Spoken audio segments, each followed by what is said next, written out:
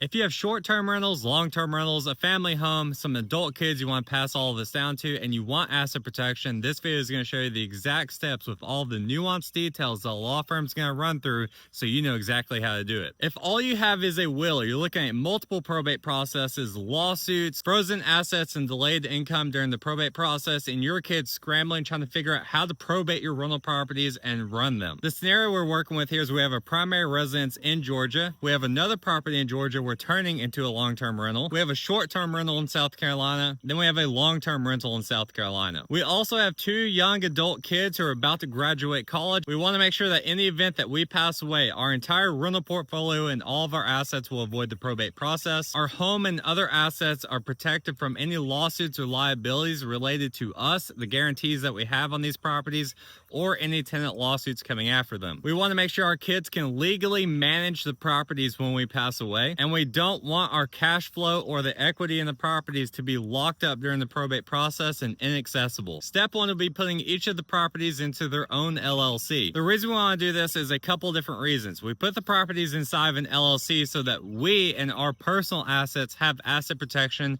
from any liabilities related to those rental properties. And then we split the rental properties into their separate LLC so that they have asset protection from each other. That way, if a tenant slips and falls on one rental property and we have a lawsuit coming after it, that lawsuit is isolated to that single LLC and cannot take the other rental properties in our portfolio. The first thing we need to do is create an LLC in the state where the property is located. We need to visit the Secretary of State website and file the articles of organization and pay the filing fees. Then we need to get an EIN number from the IRS for each of the LLCs. Then we need to open up a separate bank account for each of the LLCs to maintain separation of the money inside of the LLCs and our personal accounts. Very important tip here, do not mix your personal money with the LLC's bank accounts. If you do, you will break the asset protection, and any lawsuits coming after those properties can come after your personal assets like your family home. Now that we have our LLC set up, we need to transfer the properties out of our personal name into the LLC, otherwise the property and us has no asset protection. To do this, we're going to use either a quitclaim deed or a warranty deed,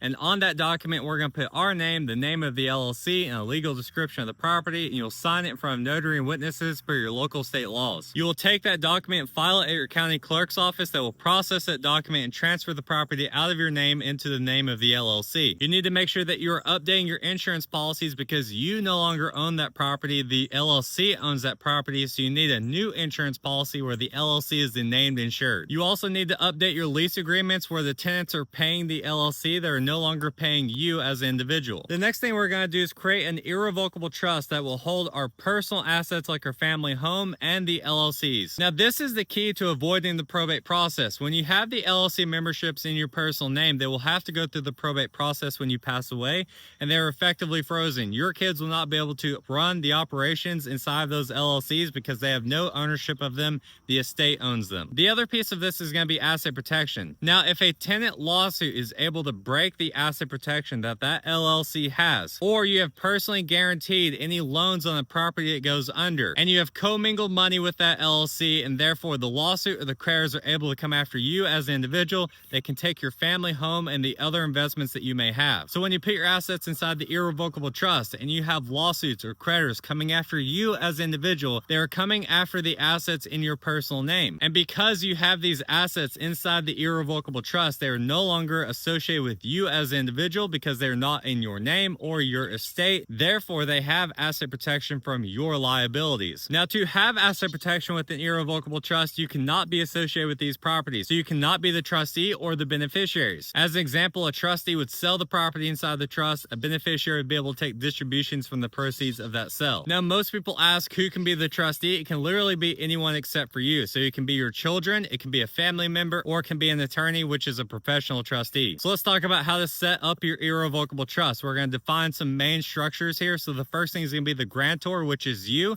setting up that irrevocable trust. The next one is we have to pick a trustee, which again can be your kids or a family member or a professional. The beneficiaries can be your daughters. That way, when you pass away, all of those assets can go down to them. And then you want to include detailed instructions on how these LLCs and your properties should be managed. The reason being is that the trustee has to follow the instructions inside of that trust document. So you want to make sure that you are outlining exactly how you would be managing those properties and the LLCs. That way they can replicate the way that you would manage those assets. Once you you have your irrevocable trust document set up, you're going to sign it in front of notary and witnesses per your local state laws. Now, you don't have to file your irrevocable trust anywhere. It's just very important that you give that trust document to the trustees and the backup trustees so they know exactly where it's at. Step 4 is going to be transferring the properties and the LLC into the irrevocable trust. Now, with this, you're not transferring your rental properties into the irrevocable trust. You're transferring your membership interest of that LLC into the trust. So the rental property will be inside the LLC. The LLC will be inside of the irrevocable trust. The first thing we need to do is draft an assignment of membership interest for each of the LLCs. You'll be transferring it from you to the trust. So on that document, you put the name of the trust and the name of the trustee. You sign it from notary and witnesses per your local state laws. And then you want to update the LLC's operating agreements. You need to name the trust via the trustee as the new member and clarify who has management rights, whether it's a manager of the LLC or the trustee of the irrevocable trust. Then you want to keep all documents related to the assignment of the membership interest with the LLC and with the irrevocable trust. Now, we also need to transfer our family home into the irrevocable trust, so this will outline how that happens. Now, there's two reasons that we would put our home inside of the irrevocable trust. The first one is that if we have any liabilities coming after us, whether that's a lawsuit or creditors, that property will be protected because it's no longer in our name or our estate. It will also avoid the probate process, and because it's no longer a part of your estate, creditors that you owe money to when you pass away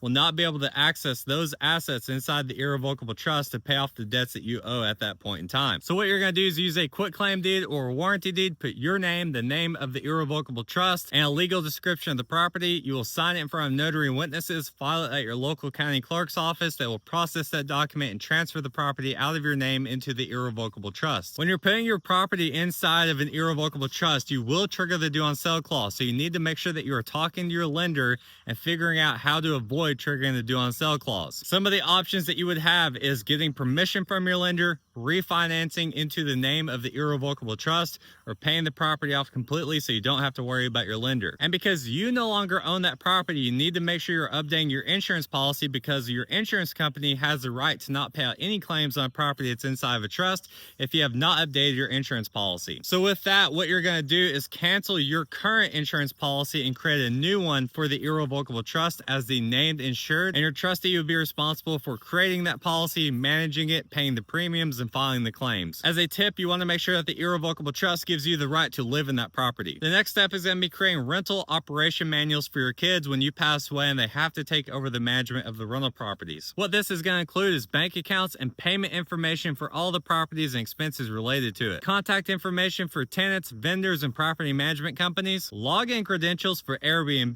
VRBO, or any property management software that you may be using, lease templates and instructions so that you're actually following the laws, the process for emergency repairs when you have guests in the property, a step-by-step how to run this place checklist for your kids, where the trust binder is located, and all the contact information for the trustees, vendors related to it, the attorneys, etc. If you want help setting up asset protection for your short-term and long-term rental properties along with your personal assets like your family home, you want to make sure that your kids are set up to take over the management of your rental properties and they will avoid the probate process. Click link in the bio, fill out the form, and schedule a time to talk to someone on our team.